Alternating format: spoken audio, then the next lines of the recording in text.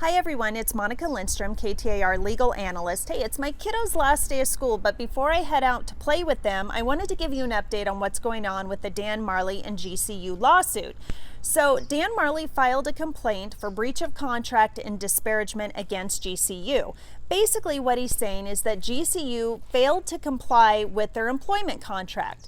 So if Dan Marley were to be fired just because the team wanted to go in a different direction, which is what the team told him, then they would still have to pay him through the season of 2023, which would be his base salary, bonuses, and money for his health insurance premiums. Now remember, Marley was fired from GCU back in March. Again, they said they wanted to go a different direction, but since then they haven't paid him according to the contract. Now, GCU, if they fired him for cause, they might not have to pay him anything. The problem is, Marley says in his complaint that he doesn't know what the cause could possibly be or what the cause is.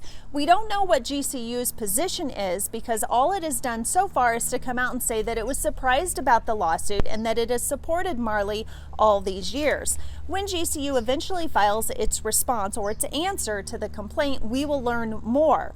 Now, one of the other things Marley alleges is that one of the higher ups at GCU has disparaged him to a player in the player's family, which basically means they said something bad about Marley. We'll learn more about that as the lawsuit goes forward. Now, Marley does lay out in the complaint all the wonderful things that he has done for GCU and how GCU has supported him, and basically he's been the face of GCU. Rarely, if ever, has anyone heard anything bad about Marley, so that's why it's questionable that GCU fired him for cause, which is another reason why Marley brought the lawsuit.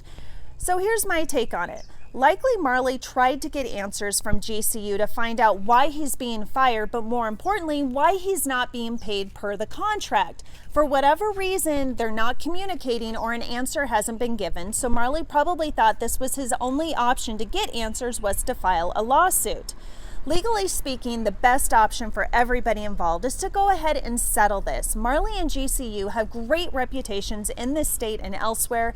They don't want that dragged through the mud or want their reputations dragged through the mud or hurt in the court of public opinion. So hopefully the two can reach a resolution before it gets too ugly and too dirty. So if you want to read more about this, go ahead and read my Legally Speaking blog over on KTAR.com, and both KTAR and Arizona Sports will have updates whenever something new happens about the case on their website. Enhance your sports coverage by following Arizona Sports on Instagram.